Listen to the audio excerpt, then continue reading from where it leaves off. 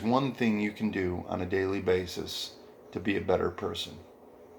Now, remember, life is very difficult. In fact, life does not get easier. You just become stronger, or at least you should become stronger. I call this the 80-20 rule. I believe that life is 80% difficult. That's not to say that it's 80% negative.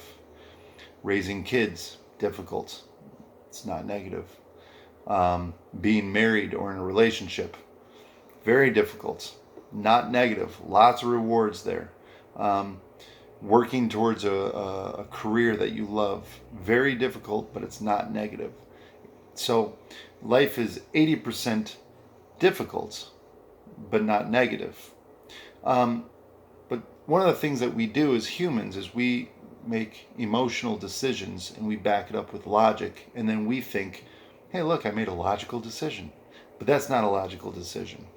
And one of the emotional decisions that we have, that I believe that we make, is that we kind of deny life for what it is. We expect it to be easy, and it's really not. We expect it to be smooth, and it's not. And because we don't accept the difficulties of life, we complain about it. We get frustrated and angry and anxious and depressed, right? We live in a form of denial, which is really just a fantasy, right? And then we kind of deny the stress that it puts on our body, that it puts on our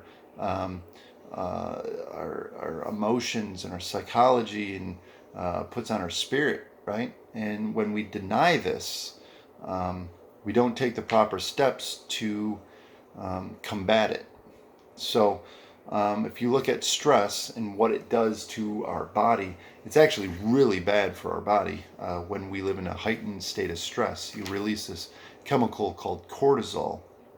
What cortisol does is it ups your blood pressure and anxiety. It's the fight or flight type, right? So and it's not bad for you. It's really not bad. There's a reason you have it. God gave it to you for a reason. So it's not really bad for you. But when you live in a heightened state all the time with this cortisol pumping out and destroying your adrenal glands and all that stuff, eventually you can your body starts producing elements of you can get ulcers and hypertension in your heart, and headaches and muscle cramps, and there's a laundry list, right? Heightened anxiety, generalized anxiety disorder, major depressive disorder, whatever. I'm not going to go down all that stuff, but it's not good for you.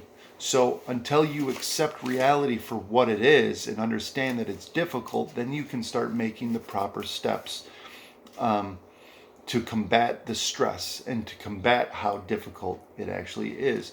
So when you think about working out, for example, which I recommend everyone do, 3-4 times a week, the point of working out is to put enough stress on your body that your body starts kind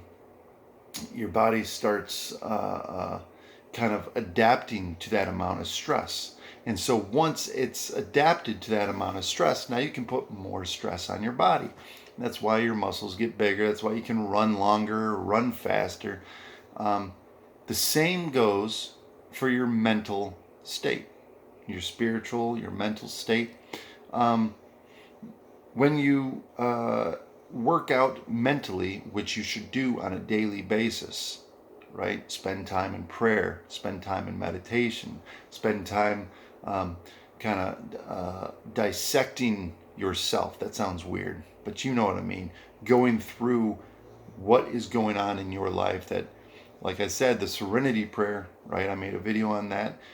What you can control, what you cannot control, and having the courage to change the things that you can control and accepting what you cannot control, right? Once we start doing this, that's a form of mental exercise, and that can create us to be stronger. So one thing you can do on a daily basis is when you come into contact with something that is very difficult, the first and foremost, you take a deep breath. And I know this might sound elementary, this might sound kind of dumb or too simple, but there's no magic pill here. You seriously just take a deep breath. Think about it. When the airplane is crashing, what happens?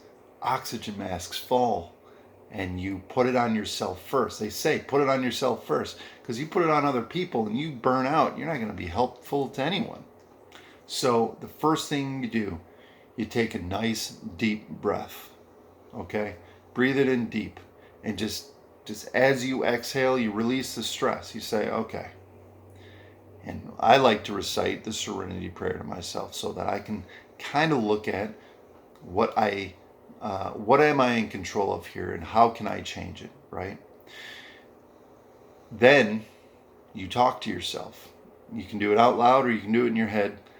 If you do it out loud, more power to you. It's actually better if you do it out loud, but if you do it in your head, that's fine too. But you talk to yourself as though you are someone else coaching you through this situation. What do you need to hear in order to get this done? What do you need? What steps do you need to take in order to get through the situation?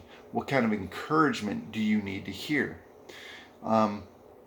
And as you do this, you'll find that, oh wow, I can get through this.